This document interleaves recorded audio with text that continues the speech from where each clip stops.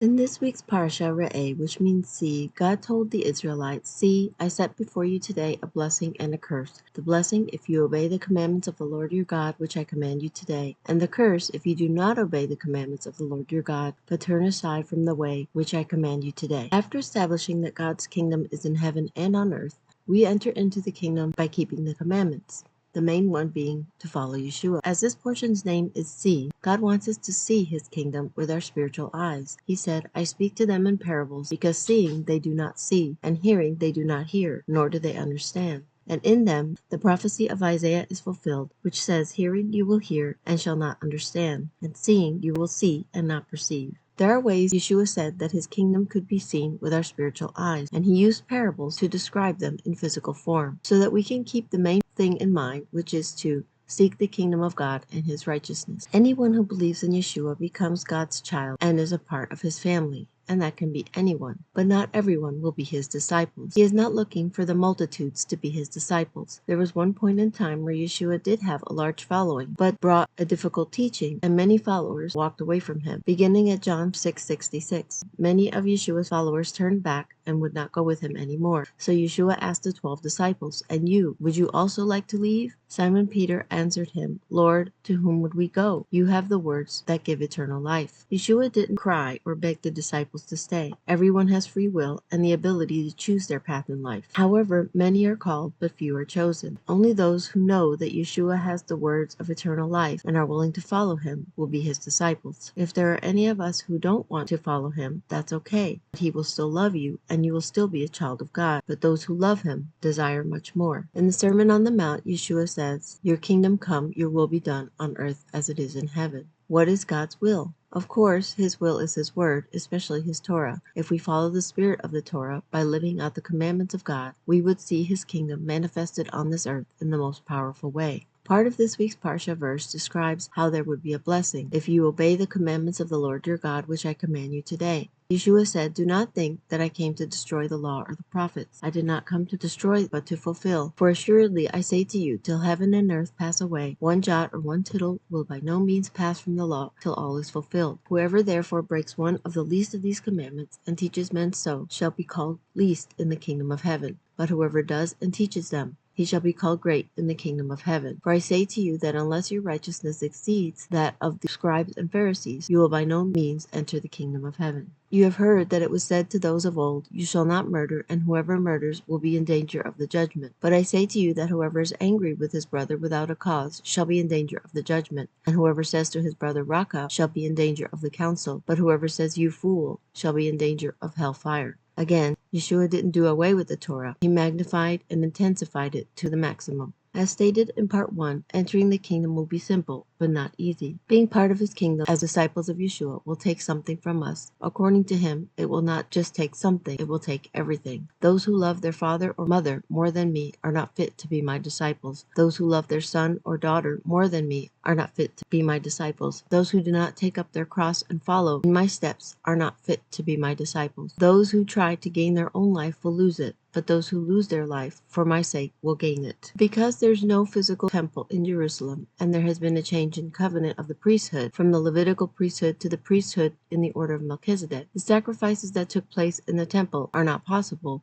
nor preferable, because Yeshua is not only the high priest, but is also the ultimate sacrifice. So now it is up to us to be a living sacrifice for him. I beseech you therefore, brethren, by the mercies of God, that you present your bodies a living sacrifice, holy, acceptable to God, which is your reasonable service. You also, as living stones, are being built up a spiritual house, a holy priesthood, to offer up spiritual sacrifices acceptable to God through Yeshua the Messiah. Is being a living sacrifice a sacrifice we are willing to make? That is a decision between all of us and the Lord. I truly pray that all of us will, like the fifth commandment, humble ourselves and honor our Heavenly Father by doing His commandments. What are Yeshua's instructions for His disciples? What specific things do we need to learn? There is so much to include here, but due to lack of time, we will only include a few of Yeshua's parables and teachings. We will begin by reviewing a passage sometimes entitled The Sower and the Seed. Behold, a sower went out to sow, and as he sowed, some seed fell by the wayside, and the birds came and devoured them. Some fell on stony places where they did not have much earth, and they immediately sprang up, because they had no depth of earth. But when the sun was up,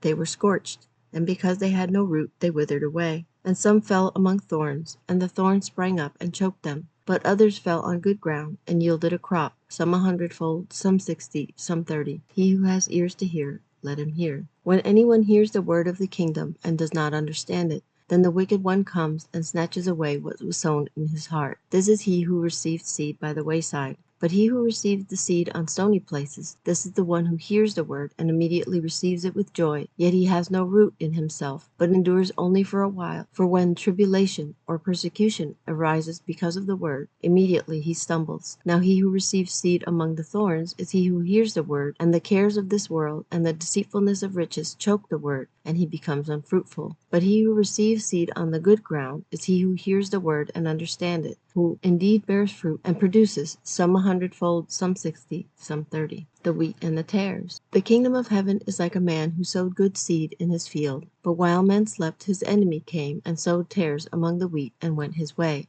But when the grain had sprouted and produced a crop, then the tares also appeared. So the servants of the owner came and said to him, Sir, did you not sow good seed in your field? How then does it have tares? He said to them, An enemy has done this. The servant said to him, Do you want us then to go and gather them up? But he said, No, lest while you gather up the tares, you also uproot the wheat with them. Let both grow together until the harvest. And at the time of harvest I will say to the reapers, First gather together the tares and bind them in bundles to burn them, but gather the wheat into my barn. He who sows the good seed is the Son of Man. The field is the world, and the good seeds are the sons of the kingdom, but the tares are the sons of the wicked one. The enemy who sowed them is the devil. The harvest is the end of the age, and the reapers are the angels. Therefore, as the tares are gathered and burned in the fire, so will it be at the end of the age. The Son of Man will send out his angels, and they will gather out of his kingdom all things that offend and those who practice lawlessness, and will cast them into the furnace of fire. There will be wailing and gnashing of teeth. Then the righteous will shine forth as the sun in the kingdom of their Father. He who has ears to hear, let them hear.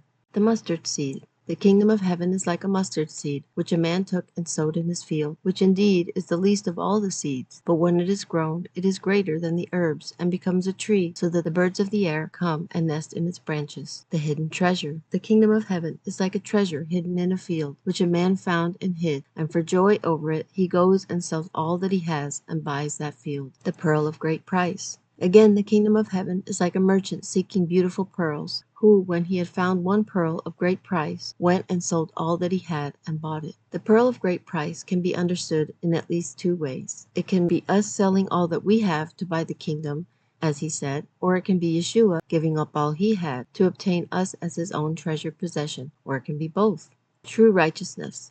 For I say to you that unless your righteousness exceeds the righteousness of the scribes and Pharisees, you will by no means enter the kingdom of heaven. For they bind heavy burdens, hard to bear, and lay them on men's shoulders, but they themselves will not move them with one of their fingers. A big part of what Yeshua was talking about was regarding the passage, Therefore, whatever you want men to do to you, do also to them, for this is the law and the prophets. Yeshua was quoting the spirit of Leviticus 19:18, You shall love your neighbor as yourself. And this golden rule, as it is often called, is and always has been a very prominent teaching in Judaism. A first-century Jewish teacher named Hillel famously said, What is hateful to you, do not do to your fellow. This is the whole Torah. The rest is the commentary. Go and learn. The unforgiving servant. Peter came to him and said, Lord, how often shall my brother sin against me, and I forgive him? Up to 7 times? Yeshua said to him, I do not say to you up to 7 times, but up to 70 times 7. Therefore the kingdom of heaven is like a certain king who wanted to settle accounts with his servants. And when he had begun to settle accounts, one was brought to him who owed him 10,000 talents. But as he was not able to pay, his master commanded that he be sold, with his wife and children and all that he had, and that payment be made. The servant therefore fell down before him, saying, Master, have patience with me, and I will pay you all. Then the master of that servant was moved with compassion, released him, and forgave him the debt. But that servant went out and found one of his fellow servants who owed him 100 denarii, and he laid hands on him and took him by the throat, saying, Pay me what you owe. So his fellow servant fell down at his feet and begged him, saying, Have patience with me, and I will pay you all. And he would not, but went and threw him into prison till he should pay the debt. So when his fellow servants saw what had been done, they were very grieved, and came and told their master all that had been done. Then his master, after he had called him, said to him, You wicked servant, I forgave you all that debt because you begged me. Should you not also have had compassion on your fellow servant, just as I had pity on you? And his master was angry, and delivered him to the torturers, till he should pay all that was due him. So my heavenly Father also will do to you, if each of you from his heart does not forgive his brother his trespasses. The rich young ruler. Now behold, one came and said to Yeshua, Good teacher, what good thing shall I do that I may have eternal life? So he said to him, If you want to enter into life, keep the commandments. He said to him, Which ones? Yeshua said, You shall not murder, you shall not commit adultery, you shall not steal, you shall not bear false witness, honor your father and your mother, and you shall love your neighbor as yourself. The young man said to him, All these things I have kept from my youth. What do I still lack? Yeshua said to him, If you want to be perfect, go, sell what you have and give to the poor, and you will have treasure in heaven. And come, follow me. But when the young man heard that saying, he went away sorrowful, for he had great possessions. Whoever of you does not forsake all that he has cannot be my disciple. Anyone who knows me knows how I feel about money. I know it is very helpful in this current world we live in. It pays bills and whatnot. But to me, it is really just a tool of the enemy. The scriptures say the love of money is the root of all kinds of evil. Some people may not do the right thing because of money. They may betray other people because of money. They may put other people's lives at risk because of money. I once knew a person who decided to take pain medication that caused drowsiness and decided to drive to work because she needed the money. By doing this, she was putting herself and others on the road at risk. If she didn't need the money, this wouldn't have been an issue. Like I said in another video, when I share my views about money, people think I'm a socialist or a communist. I believe in the kingdom of God, where money is not really an object. What did Yeshua say about money? No one can serve two masters, for either he will hate the one and love the other, or else he will be loyal to the one and despise the other. You cannot serve God and money.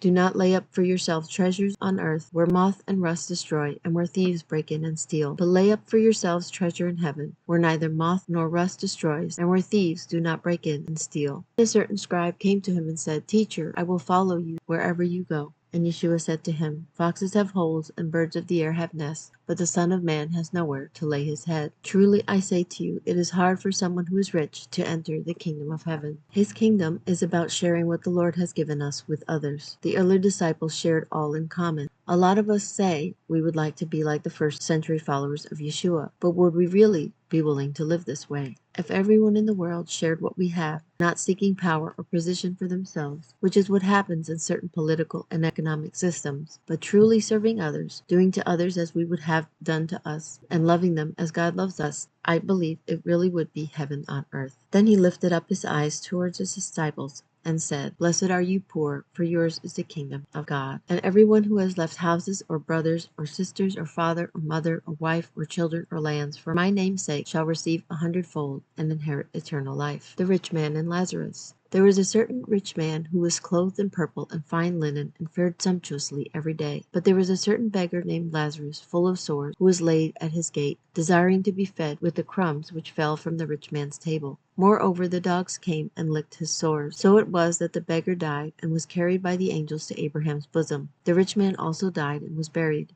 And being in torments in Hades, he lifted up his eyes and saw Abraham afar off, and Lazarus in his bosom. Then he cried and said, Father Abraham, have mercy on me, and send Lazarus that he may dip the tip of his finger in water and cool my tongue, for I am tormented in this flame. But Abraham said, Son, remember that in your lifetime you received good things, and likewise Lazarus evil things. But now he is comforted, and you are tormented. And besides all this, between us and you there is a great gulf fixed, so that those who want to pass from here to you cannot, nor can those there pass to us. Then he said, I beg you therefore, Father, that you would send him to my father's house, for I have 5 brothers, that he may testify to them, lest they also come to this place of torment. Abraham said to him, They have Moses and the prophets, let them hear them. And he said, No, Father Abraham, but if one goes to them from the dead, they will repent. But he said to him, If they do not hear Moses and the prophets, neither will they be persuaded, though one rise from the dead. In this passage, Yeshua's parable was referencing the following passage, among others, in the Torah. If there is among you a poor man of your brethren within any of the gates in your land which the Lord your God is giving you, you shall not harden your heart, nor shut your hand from your poor brother, but you shall open your hand wide to him, and willingly lend him sufficient for his need, whatever he needs. The sons of thunder. The mother of James and John, the sons of Zebedee, wanted to be the greatest in the kingdom by sitting on Yeshua's right hand and on his left in his kingdom. So their mother came and requested this of him. But Yeshua said, "You know that the rulers of the Gentiles lord it over them, and their high officials exercise authority over them. Not so with you. Indeed, whoever wants to become great among you must be your servant, and whoever wants to be first must be your slave. Just as the Son of Man did not come to be served, but to serve and to give his life as a ransom for many." Yeshua said, "No one, having put his hand to the plow and looking back, is fit for the kingdom of God." This one took me many years to assimilate into my life. But Yeshua's command for us is to don't look back. We should not look back at things from the world we have given up in order to serve the Lord. Think of Lot's wife and the Israelites looking back to Egypt. We should not look back at our past mistakes and failures once we have repented. Think of Moses killing the Egyptian, and Paul formerly persecuting the followers of Yeshua. Once we are in the Lord, we are a new creation. We should not look back at people and circumstances that are different than what we would have liked them to be. God did things in our lives for a reason. Maybe it is to make us stronger. Maybe it is because those people or circumstances are toxic and harmful to our lives. Maybe it is to teach us how not to act or treat others. Maybe it is to remove anything in our lives that would keep us away from Him. Only He knows. I know this is easier said than done, but may we always look forward to the future and what the Lord has prepared for us, instead of looking back at what we can't change and wishing things could be different. Brothers and sisters, I do not regard myself as having taken hold of it yet, but one thing I do, forgetting what lies behind and reaching forward to what lies ahead, I press on toward the goal for the prize of the upward call of God in Messiah Yeshua. Seek first the kingdom of God and His righteousness, and all these things shall be added to you. Before we close, I would like to tell you a joke I heard many years ago that may hopefully clarify things. There once was a rich man who was near death. He was very grieved because he had worked so hard for his money and wanted to be able to take it with him to heaven. So he began to pray that he might be able to take some of his wealth with him. An angel heard his plea and appeared to him. "Sorry, but you can't take your wealth with you." The man begged the angel to speak to God to see if he might bend the rules. The man continued to pray that his wealth could follow him. The angel reappeared and informed the man that God had decided to allow him to take one suitcase with him. Overjoyed, the man gathered his largest suitcase, filled it with pure gold bars, and placed it beside his bed. Soon afterward he died and showed up at the gates of heaven to greet St. Peter. St. Peter, seeing the suitcase, said, "Hold on, you can't bring that in here." The man explained to St. Peter that he had permission and asked him to verify his story with the Lord. Sure enough, St. Peter checked it out, came back and said, "You're right. You are allowed one carry-on bag, but I'm supposed to check its contents before letting it through." St. Peter opened the suitcase to inspect the worldly items the man had found too precious to leave behind and exclaimed, "You brought pavement?" The things that are important to people on this earth, riches, prestige, etc., are not important in the kingdom of God. In reality, gold is so worthless, it will be under our feet. I believe the treasure in heaven that the Lord Yeshua was speaking about is actually people. The people of this world that He came, lived, and died for. Each person that needs to feel His love coming from you will be the treasures that will be waiting for us. When we follow the Lord's commandments to love one another as He loves us, we will all be together with Him forever, which has been His desire all along. Thank you so much for staying to the end of this video. I pray it was a blessing. I hope you will stay tuned for part 3 of this series, which will be coming soon as the Lord is willing. May your Shabbat be blessed, and may the Lord richly bless all of you and your families.